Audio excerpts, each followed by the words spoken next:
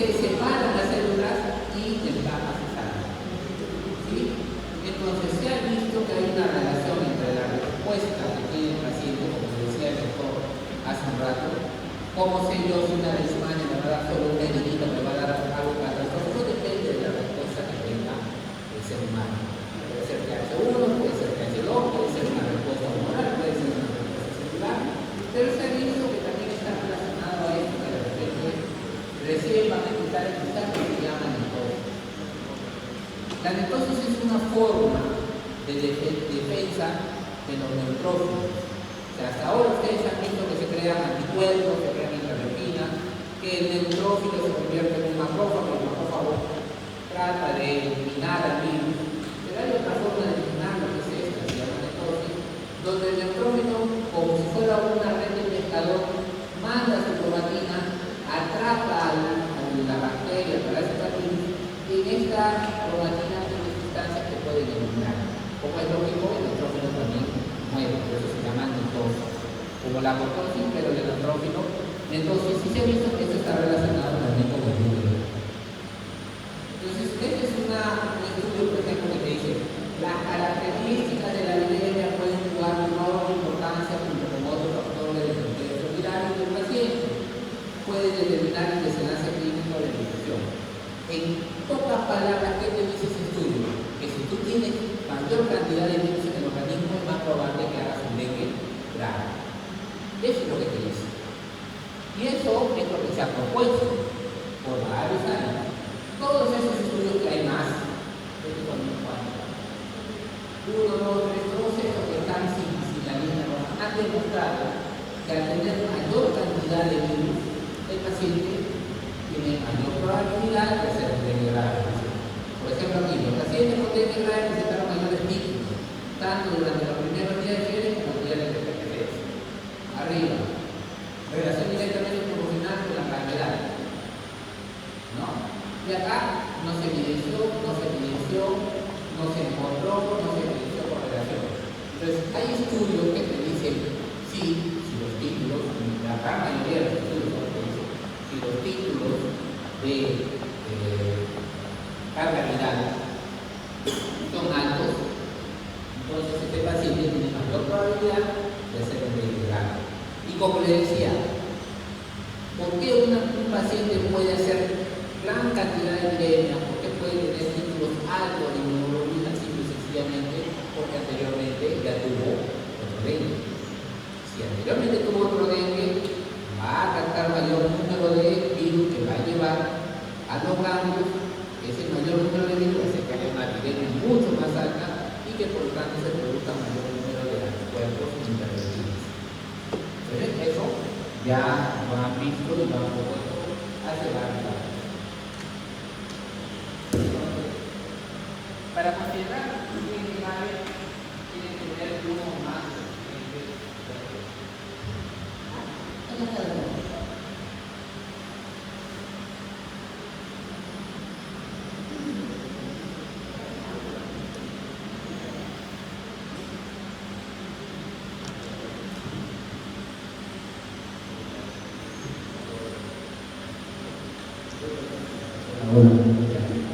Tiene que tener uno de los siguientes criterios. Que el paciente esté chocado, que tenga dificultad respiratoria debido a extravasación clara, que tenga un sangrado considerado clínicamente importante o que tenga compromiso de órganos como miocarditis, hepatitis, encefalitis. Entonces, básicamente, ¿qué es? Lo que le decía, un dengue grave se considera que el paciente que tenga ya choque hipovolémico o que tenga ya daño de órgano. Básicamente, si el paciente viene convulsionando agua, ya le está afectando el sistema nervioso central, entonces, ¿alguna vez está exponiendo en el colegio médico? Doctor, ¿el dengue produce sepsis? ¿Cuándo produce sepsis? ¿El dengue produce sepsis? Entonces, ahí viene el problema de lo que todos los días nos acostumbramos a ver. Como estamos acostumbrados a dengue por signos de alarma, dengue sin signos de alarma, y shock por dengue o dengue grave, creemos que es una entidad diferente. que les estoy diciendo de esa clasificación es para que sea más fácil al personal de salud el manejo de dengue, nada más para eso. Pero el dengue, como cualquier otro parásito, bacteria o virus, te puede llevar a una respuesta que te lleva a un choque séptico o una sepsis. Es por eso que se daña. Puedes tener coagulación intravascular sí, lo puedes tener. ¿Sí? Pero que se vio que los pacientes no se complicaban con sepsis. O sea, no había un número importante de pacientes que quedaban de sepsis. Sí había un número pequeño, pero la mayoría de los pacientes se complicaban por deshidratación o choque con dengue. Entonces, ya esto es el estudio de ECO, donde dice dengue severo, fuga vascular grave a los 100, los 13 tienen la cantidad de pacientes de 271 y 244 hicieron fuga vascular grave, 213 solo tuvieron fuga vascular, 14 tuvieron difusión orgánica, que es lo que les digo que es el sepsis, cuando tienen difusión orgánica es el sepsis. Y hemorragia solo 2, que tuvieron fuga vascular grave y hemorragia 18, fuga vascular grave y difusión orgánica 5, fuga vascular grave y hemorragia y difusión orgánica 1, y fuga vascular grave con hemorragia y difusión orgánica 8. Que se dan cuenta que la mayor complicación del dengue no es la difusión orgánica, no es la hemorragia, sino es la fuga vascular grave. Entonces, ¿qué es lo que tenemos que tratar? La fuga vascular grave. Y los que hicieron shock, que fueron 210, como ven acá, a 165 solo hicieron shock, 34 populación de líquido con dificultad respiratoria y 45 tuvieron agua. Entonces, ¿cuál es la fisiopatología? Primero, cuando uno entra en shock, cuando se deshidrata, cuando no hay líquido ventricular, hay un mecanismo de compensación donde la presión sistólica normal produce taquicardia y vasoconstricción periférica. Es decir, cuando tú comienzas a perder líquidos, lo primero que se afecta no es la presión, hay un mecanismo compensatorio. ¿Sí? Las extremidades se van a volver frías, hay retraso del tiempo de llenado capilar, la presión sistólica desciende y la presión diastólica aumenta. Es por eso que es importante que ustedes vean la presión del pulso o la diferencial de presión. ¿Saben qué es eso, no? Si la presión sistólica desciende y la presión diastólica aumenta, se van a acercar ambas presiones. Cuando la diferencial entre la sistólica y la diastólica es menor a 20, nosotros decimos que es complicación baja. El choque de glucosa prolongada puede generar aceleración metabólica y suficiencia de múltiples órganos, ¿no? Si la presión diferencial o la presión del pulso es menor a 20, o si el pulso es rápido y débil, estamos ante la presencia de un paciente chocado. Ojo que hablo de presión diferencial, todavía no estoy hablando de hipertensión. Al menos dos de los siguientes signos de paralización capilar: la fría, el llenado capilar lento, que lleva los segundos, y el moteado. La hipotensión debe considerarse un signo de tardío de choque, y esto es lo que pasa cuando no hay buena circulación por hipotensión. El paciente hay irregular. Si tuviera otra patología, tenía que ser una sepsis. Así termina la presión. La trombocitopenia se produce por la lesión del virus de las cadenas extracélulas del sistema de la cabecita, que va a terminar con su crisis. Ahí respondo un poco a lo que me decía. Hay anticuerpos que van a destruir las cadenas.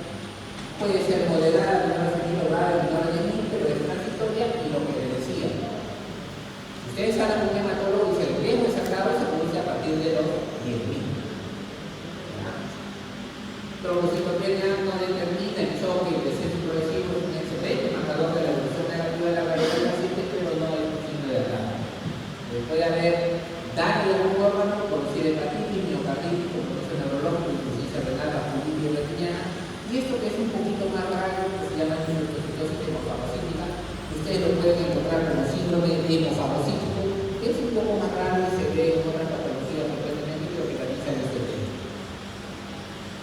El hígado puede tener una hepatitis fulminante, ictericia, alteración de la función del hígado, sorpresa por un aumento de la transaminasa 10 o más del ciudadano normal máximo, asociado a la reducción del tipo de proteína, lo que dice de que los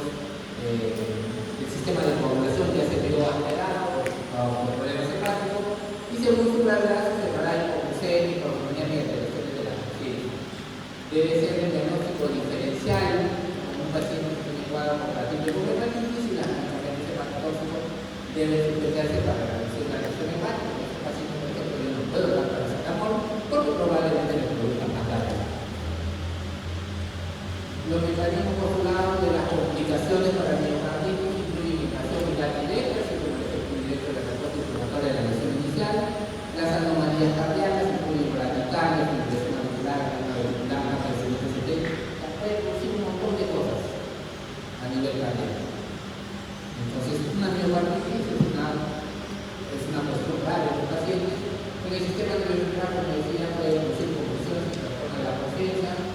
Se ha visto que cuando uno hace una función lumbar puede encontrar el NF1 en el índice ferrocarpio y la incidencia constitucional neurológica es frecuente en el índice ferrocarpio, ¿no? Compromiso puede haber un Guillain-Barré, puede haber fibrilaciones neurostáticas asociadas a la neuropatía óptica y manipulopatía. Diabetes puede dañar también el riñón, no solo por la falta de líquido, lo que pasa sería una insuficiencia prerrenal, sino también por daño directo sobre el tejido renal. Y aquí está el síndrome hemofagocítico, que es una cuestión un poquito más rara, es un problema ya de autoinmune, donde tenemos que ver eso, que la fiebre, falta de glandulares, neutropenia, por lo menos neutropenia, hipertensión, hemofagocitosis, hiperferritinemia, CD25, actividad citotóxica de las células de cáncer pacientes. Con esta enfermedad tiene muy mal pronóstico generalmente fallece, ¿no?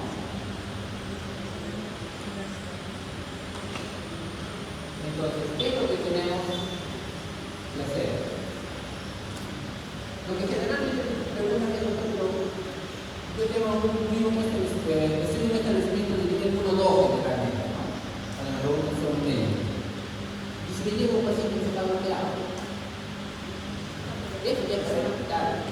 Claro que sí, hay que saberlo porque son ustedes los que van a determinar si el paciente va a continuar el choque progresivo o ustedes lo pueden sacar del choque, lo que se llama resucitación con fluido. Entonces lo que hay que dar es cristalones, damos a 20 ml por kilogramo de peso, pero pasado en 15 a 30 minutos. ¿Sí? 15 a 30 minutos. Si una persona en promedio tiene 60 kilos, pero todavía somos más o menos, 60 kilos, y yo le voy a dar a 20 ml pasado de 15 a 30 minutos. A ver, 60 por 20 es 1200. Pues le voy a pasar 1 litro más 200 en 15 minutos. O sea, saque su cuenta, ese paciente mínimo debe tener un cañón y un doble. Entonces, como a veces le ponemos esa lista número 20 porque no podemos canalizar, le ponemos los brazos y lo que hacemos es agarran el tensiómetro y le ponen a cada uno de los ceros para que tiene que pasar el sol. Porque yo le tengo que pasar en 15 minutos 1200 pesos. Ya, pues sacarlo de ahí. Si los signos vitales siguen aún estables, puedo repetir 3 bolos más. No mejora, otro bolo, no mejora, otro bolo. Hasta eso que ya es 30 más 30 más 30 minutos, es hora y media, el paciente ya debería estar en una unidad de trauma shock o una unidad de trauma.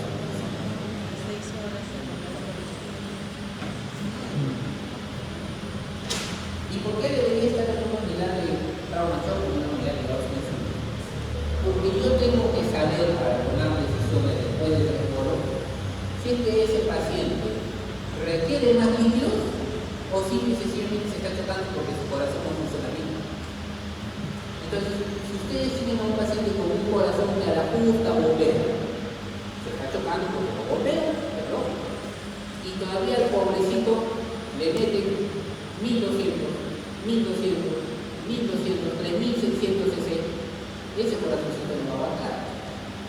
Es como ustedes que están en su puestito a la justa y lo nombran coordinador de VIH, coordinador de PVC, coordinador de eso, no van a aguantar. ¿Entiendes? Ahora sí se arregla algo como eso. No funciona. Habría que evaluar si van a necesitar ayuda o no. Igualito el corazoncito. Ustedes le siguen vendiendo 1200, el corazoncito no aguanta. Entonces, tiene que estar en una unidad de trauma shock, en una UCI, donde me van a decir a través de una ecografía si es que la vena cava está distendida o la vena cava está colapsada.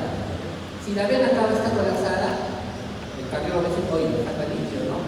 La vena cava está colapsada. Ya no sigas con el electrolito, hay que ponerle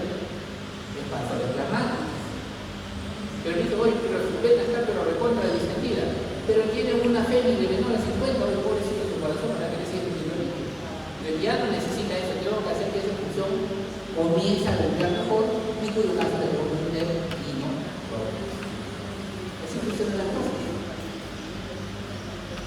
Entonces, yo empiezo con 20 ml, el paciente está durante 5 por vida, 15-30 minutos, si no mejora puedo repetir hasta 2 horas más, y ahí, como cualquier otro dengue común y silvestre que comienza en la categoría de 2, bajo a 10, en unas 2 horas, 5 a 7, 3 a 5 minutos.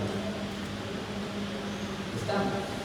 Pero miren, después de repetir 2 horas más, si no mejora el valor principal, iniciar el factores pragmáticos, tiene que estar bien, o de lo contrario, inotrópicos. Para inotrópicos yo necesito tener una paquete venosa central para poder colocar. ¿No? Después vienen por ejemplo si es niño o niña, también empezamos con 20 ml, y trabajamos a 10, y paciente de 5 tan igual como en el adulto, con comorbilidad. En la que estamos niños no nos emocionamos nada, empezamos con 10 ml, 10 ml, nosotros trabajamos 10, y paciente de 5 hasta 4. Y en el adulto mayor tampoco nos emocionamos mucho, pasamos a 150 ml. Primer bolo, segundo bolo, 250, tercer bolo, 250. Y se dan cuenta que el ventilaciano, porque ya sabemos que ese corazón es por sí, ya no funciona bien, no nos emocionamos con el importante, si lo ponemos, ese corazoncito va a colapsar. Entonces empezamos con bolos de 250 y ahí vamos. La recomendación es que no se debe ser invasivo, no colocar la caja venosa central a menos que sea necesario. ¿Por qué? Porque tiene venas colapsadas y yo ya no sé por dónde lo voy a pasar los fluidos, porque tendría que colocar el nitrópico, si le coloco el nitrópico por vía periférica le puedo empezar el niño. Entonces, en esos casos sí. ¿Cuándo yo voy a dar de alta a un paciente? Cuando se le fiebre, por cuando horas, una situación ya antidiurético, mejoría del estado clínico que está generado, una retiro, estado normal, normal, o aumentar las dificultades respiratorias y necesitan raro, que es el recuerdo de plaquetas, vuelvo a repetir, tendencia ascendente, estoy diciendo plaquetas normales y el hematocrito está. Y básicamente eso es eso. De ahí hablaba otras cosas que pueden ver como curiosidades, pero el manejo es ese, no hay otro. Vamos a ver, el paciente de 18 años, pues no había otro médico, pues no había otro material, 80-50, se hizo el progreso de la familia y se evaluó en una hora, una mejoría buscando el segundo y tercer ciclo sin mejoría determinada. ¿Cómo lo catalogamos? ¿En qué categoría estaba al empezar? ¿Qué categoría? No, pero al inicio. ¿Por qué la condición 10 ml?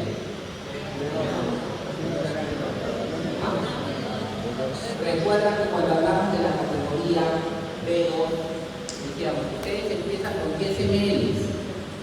Si no mejora, dan un segundo bolo. Si no mejora, dan un tercer bolo. Si no mejora, lo catalogan como degenerado. Entonces, este es un paciente que ha estado con una categoría B2, no ha mejorado la infusión de 3 bolos de 10 ml, por lo tanto, debe de pasar a la categoría C. Y en la categoría C, ¿qué hago? 20 ml en 4 minutos y 30 a 30 minutos. No mejora, repito uno. Segundo bolo no mejora, repito uno. Tercer bolo no mejora. Tengo que ver cómo funciona ese corazón. Para todo ese tiempo, el paciente ya debería estar en una búsqueda. Si no da tiempo, si no da tiempo. ¿Qué es lo que ocurre frecuentemente? No decir nada. ¿Qué es lo que ocurre frecuentemente? Lo que ocurre es que ustedes tienen un dengue grave, le ponen un primer bolo, un segundo bolo y el paciente mejora. Y siempre ustedes opinan, porque mejora 3 cuadras antes de llegar al hospital. Cuando llega al hospital, el paciente se está. Y lo que te hace el médico igual es, ¿qué miedo me lo traes? Me hace mover camas y todo. En vez de decir que está bien muchacho, lo que hace está bien. ¿No? Entonces, eso es lo que ocurre. Por eso es que le decía, la evolución de ese paciente no depende de lo que tienen ustedes. Si ustedes hacen, hidratan, resucitan con suero, ese paciente viene. Por más que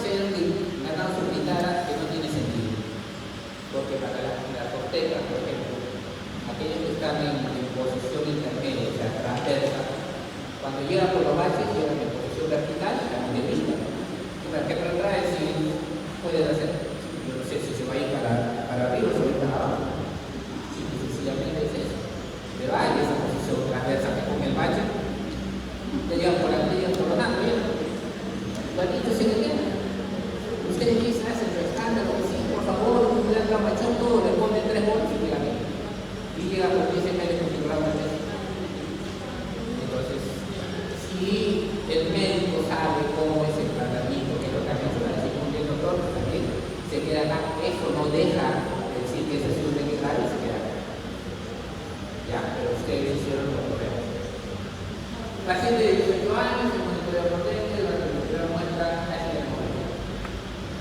Paciente con estancia en UCI por dengue grave, lo que presentó plaquetas de 50.000, actualmente en el servicio de medicina a febril hace 5 días, mira, a febril hace 5 días, con mejoría clínica, diuresis 2060 24 horas, tolera bioral, presión arterial media 70, nivel de mercurio, incremento del apetito, hematocrito 26%. Sin embargo, el reporte de plaquetas se encuentra en 100.000 y el residente de medicina decía, no, está muy bajo, hay que mantenerlo. ¿Qué es lo que se debería hacer con ese paciente? Alto hospitalario, no esperen a que llegue a 150.000. Incremento. ¿Cuánto empezó? 50.000. ¿Cuánto sería? 100.000. Pero todavía no está dentro de valores normales. Nada, esta financiación es condición es alta. Ya. Paciente de 26 años de edad, con diagnóstico de dengue, con de edad, con una persona mundial para el presidente. ¿Cuánto es la paga acá? ¿Cuánto necesito antes? 80. ¿Ya? La persona que da 90, 70, 80. Ah, no, está bien, 70, 20, no 23, 78. Ajá. Por último, vamos a hablar algo. ¿Usted está vacunando? ¿No está vacunando? Hay 2 vacunas, hay más que están en el estudio, pero hay 2 vacunas que están actualmente en el mercado, ¿no? La de Pfizer, que es la producida por Sanofi Pasteur, y la otra es la Qdenga, que se llama Qdenga. La que estamos utilizando es Qdenga. ¿Cuál es el problema de la de Pfizer? La de Pfizer utiliza el mismo mecanismo de la fiebre amarilla al cual introduce algunas proteínas de los serotipos de dengue. ¿Cuál ha sido el problema de la de Pfizer? Que solo está aprobada para aquellos pacientes que han tenido dengue anteriormente. Si le das a los pacientes que no han tenido dengue, es más probable que terminen en el hospital haciendo dengue. Eso digo. Está compuesta por 4 virus recombinantes entrenados sobre la base de virus alternado a la fiebre amarilla. Se aplican 3 dosis a 0, 6 y 12 meses para que reducir la necesidad de refuerzo. Ahora viene el dengue causado por 4 serovirus, individuos de 6 a 60 años de edad, prestación previa, y esto es importante, ¿no? Con infección previa por dengue confirmada. Si no ha tenido dengue, no, eso está aprobado sobre el dengue. Sin embargo, vea acá 003 que dejan de estar utilizando. Es la vacuna que se produce a través del serotipo 2, el cual introduce proteínas de los demás serotipos.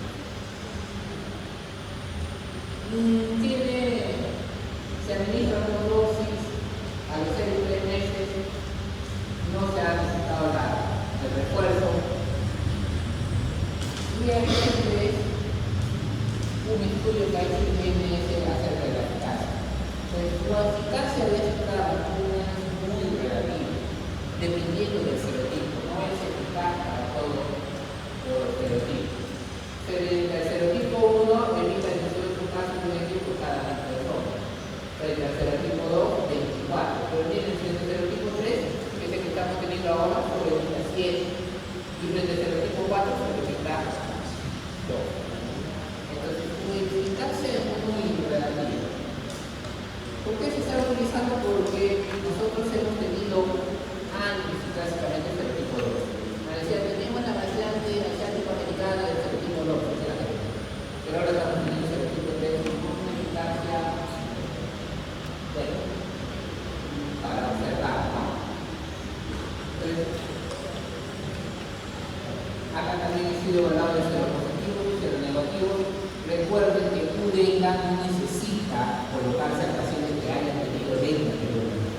Se puede colocar a pacientes que no han tenido dengue o que van a viajar a zona de dengue. Ya no está. Entonces, eso es con respecto a la vacuna. Estamos vacunando. Como toda vacuna, hay pacientes que tienen efectos colaterales, que se han llamado por un examen. Yo ya he visto un examen, pero más parece una reacción alérgica componente de la vacuna, porque ha hecho rasgos, ha hecho mortalidad. ¿Sí? Hay algunos pacientes que están reportados, sobre todo en los estudios de Argentina y de Brasil, donde llevan un mayor seguimiento, ya han empezado vacunas mucho antes, y que dicen que sí se presenta la filaxia, pero en un pequeño porcentaje de pacientes. Pero lo que sí no debe variar es esto, ¿no? De otra forma de prevenir el dengue, tratando al vector, eliminando el vector. Y creo que con eso decido mi exposición. Hoy día se han venido a preparar y van a salir de acá. El dengue es como niños de primaria. El dengue tiene 3 fases, una fase fuerte y una fase fuerte. Y el dengue se va a categorizar entre A, B1, B2, C. Y entonces el A se va a su casa, el B1 yo lo mando a los movilín, el B2 me dice líquido lo mando a movilín, y en el C después tengo que dar fisioterapia.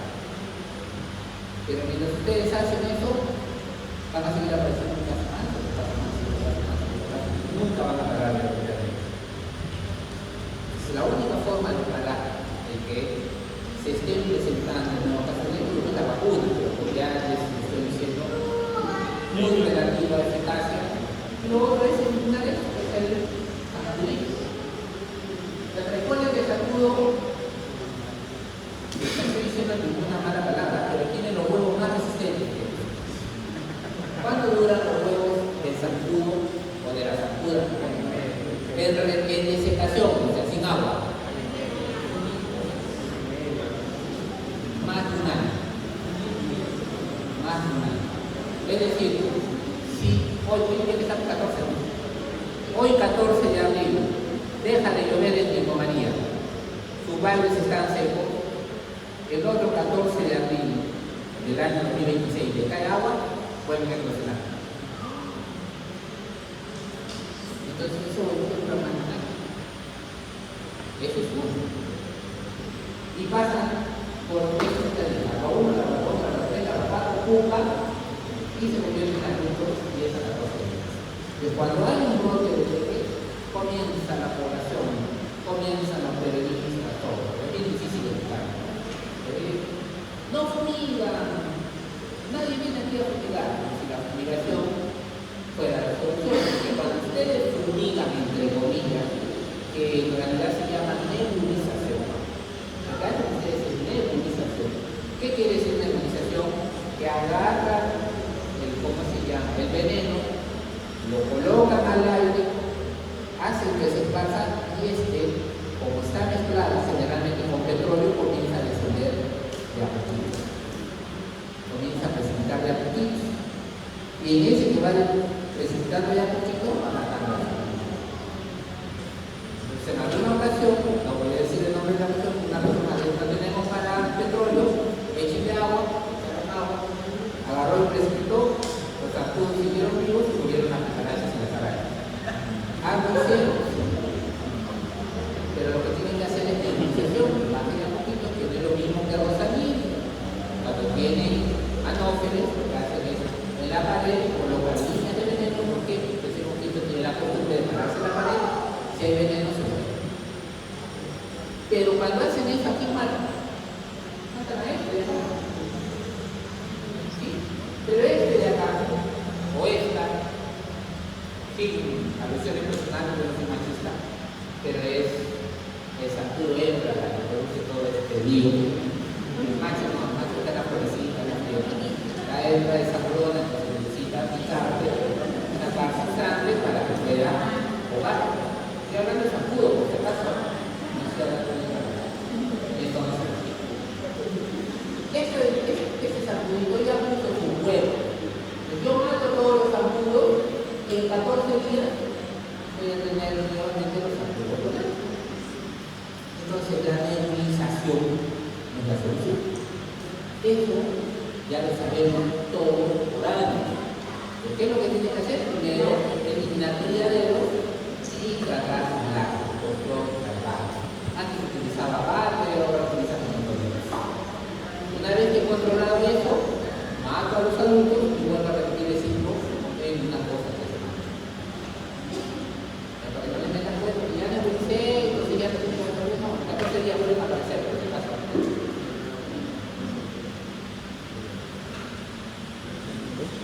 Entonces, antes, si ustedes leen la normativa, dice, si es que no hay caso de dengue, ¿qué importa que se apure? Si no le va a quitar a nadie con dengue ni va a transmitir. Entonces, si no hay casos de dengue, ¿para qué vamos a rezar? Y si no vamos a apure, pues nadie tiene dengue. Cuando aparezca un caso de dengue, sí hay que ponerse en boca, porque comienzan a aparecer más. Entonces, el doctor Cabezas, que era César Cabezas, que ha sido el director del Instituto Nacional, con varios médicos, varios personales entomológicos del, ¿cómo se llama?, de Cayana. Todas estas son los de la bolsa, Caldería, 9 de octubre, Villamenta, la Fernanda, ¿qué es lo que hicieron? A ver, vamos a ver cómo se comporta esa pluma. Agarraron y se llevaron larvas de esa pluma. Se la llevaron a Lima, al Instituto Nacional de Salud, y la crearon como su mascota. Sí, las crearon hasta que se convirtieron en zampulitos. Entre febrero y marzo de 2008 se colectaron muestras de huevos, larvas y puntas de motor a esos niños. Las muestras fueron enviadas al Laboratorio de Entomología del Instituto Nacional de Salud de Lima, donde se efectuó la crianza hasta el estadio adulto de la ASF. O sea, se llevaron las larvas y cuando vieron que ya se convirtieron en zancudos, ¿qué es lo que hicieron? Hicieron un machacado de esos zancudos y los sometieron a crecer. ¿Qué encontraron? Encontraron el virus del dengue. La pregunta es, ¿sigue nunca claro? Se lo llevaron como larvas. Entonces, con eso el doctor demostró que el zancudo le transmite el virus a su progenitor. Es necesario tener caso.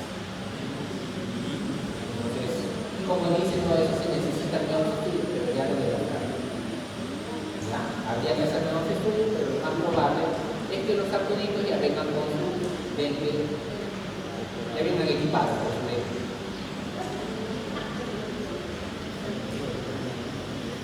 ¿Y qué es lo que se ha visto? Que en los últimos años ha habido mucha resistencia.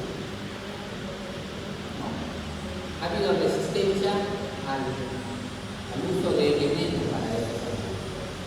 ¿Qué es lo que dice la norma? Que antes de utilizar un veneno, primero tienes que tener un estudio de sensibilidad. Cosa que no hay. ¿No? Utilizan el estudio de sensibilidad que hubo en la cochinchina para utilizar. Pero bueno, entonces, lo nuevo que hacen es que han intentado muchas cosas, ¿no? Donde había lagunas han intentado con peces, ¿cómo se llaman?, que consumían a las latas. Se han intentado con plantas carnívoras alrededor de las casas. Se han intentado con uniformes en China, uniformes infectados con veneno. Pero lo que sí ha dado buenos resultados es el control biológico. ¿Qué quiere decir el control biológico? Ahora utilizamos una bacteria, le decimos esa bacteria es la calma. Y una de esas bacterias es Wolbachia. Wolbachia es una bacteria que se ha visto que ataca las hiladas y ahora se utiliza para ¿qué produce? Es la reducción de la longevidad y viabilidad de los huevos. Es decir, los zancuditos viven menos, ya no viven muchos días, y los huevos tampoco ya no viven menos. Ya no son viables, son como una pólida de población a no incluir nada. Y de ahí se han sacado nuevos estudios de control biológico que todavía no están aprobados por Wolbachia, sí han sido aprobados por la Organización Mundial de la Salud, pero hay la otra sebastiana, donde esta va a contaminar a los machos vírgenes para que contaminen a las mujeres. El VIH de los zancudos se hace contagios a uno para que contagien a los demás, porque eso se elimina.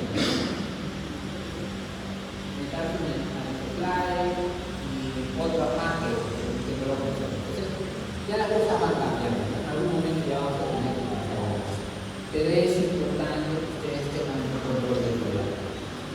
Lo primero que tienen que hacer ustedes cuando hay un brote de pares, lo primero que uno, cuando va con su supervisor, va a supervisar y dice, ¿cómo está tu índice ahí?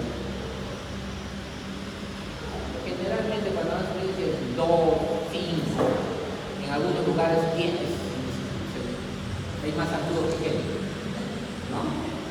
Entonces, eso es lo que uno tiene que saber para poder lograr. Pero de lo contrario, llegamos a más tiempo. ¿Ya? Entonces, hasta ahí